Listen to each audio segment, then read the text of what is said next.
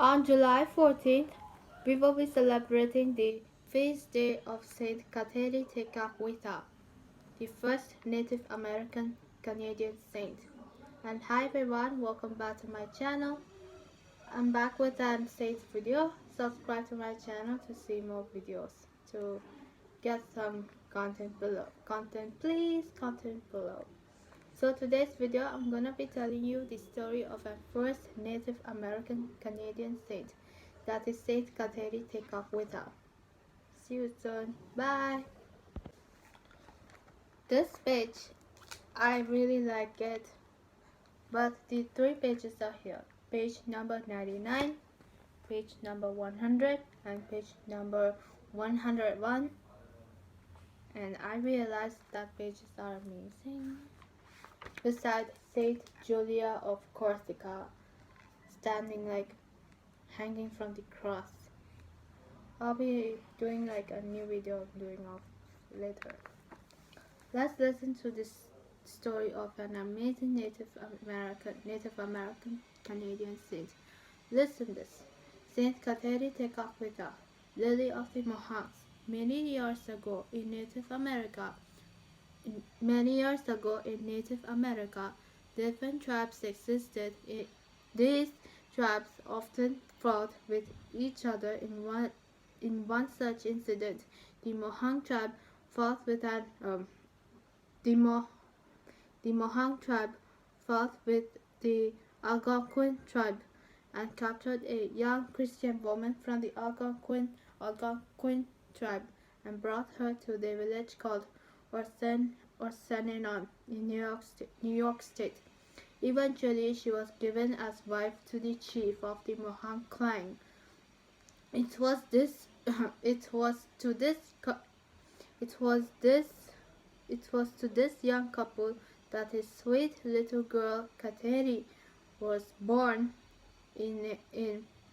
Kateri was born in 1656. Unfortunately, when she was 4 years old, a smallpox epidemic. Unfortunately, when she was 4 years old, a smallpox epidemic ravaged her village and taking away her parents and her younger brother and leaving her disfigured and half blind. Kateri, not being able to see well, used to crash into things around. For this is she was nicknamed Tekakwitha, which means she who bumps into things. After her parents' death, she was adopted by her uncle who succeeded her father as chief of the Mohawks. When she was 18 years old, three Jesuit missionaries named Freeman, Bruyas, and Pierron came to Kateri's village, accompanying the Mohawk deputies who had been to Canada to make peace with the French. Being the chief, her uncle had to accommodate accommodate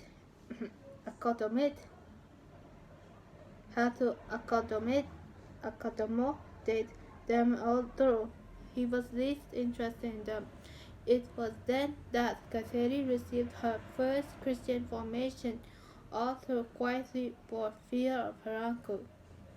But at 19 years of age, when Father Jacques de Lamberville came to take charge of the mission, which included the Mohawks. Kateri courageously asked Father Jacques to baptize her. Her uncle was not so happy, but allowed her to become a Christian on one condition, that she would not leave the village. She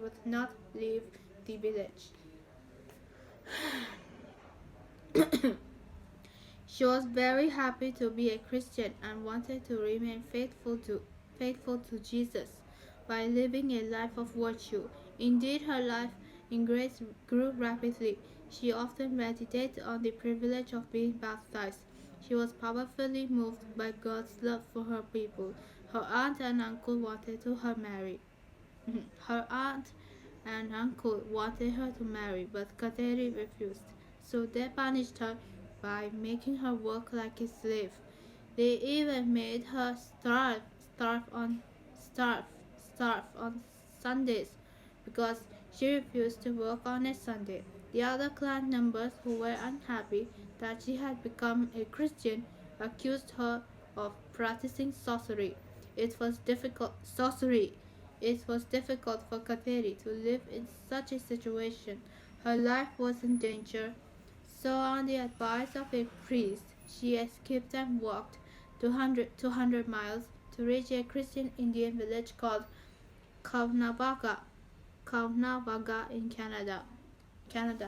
Here she lived in the cabin of a Christian Indian woman named Anastasia Tegon Hatsihonga. Anastasia Tegon Hatsihonga rece- um, reaching out to the elderly and sick, taught little children to pray. She was very devoted to the cross of Jesus and the Blessed Sacrament. Kateri always Kateri always prayed for her tribe and lived an austere life of penance and mortification.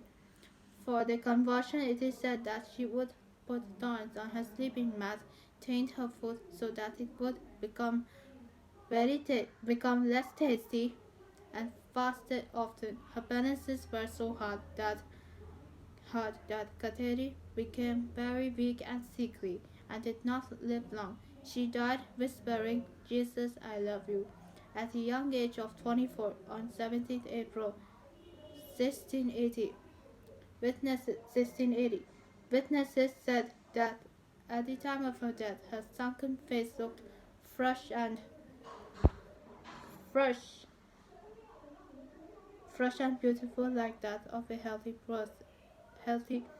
fresh and beautiful like that of a healthy person. The lines of suffering, each, each, the lines of suffering, even the pock marks disappeared, and the touch of his smile came upon her lips. She was beatified in 1980 by Pope John Paul II and canonized in 2012 by Pope Benedict XVI. Kateri, which in English means Catherine, is also known as the Lily of the Mohawks. She is the first Native American to be recognized as a saint by the Church.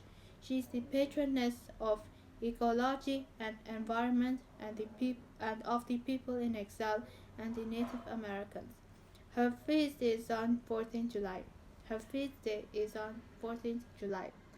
So I hope you everyone. I'll be see you in my brand new video.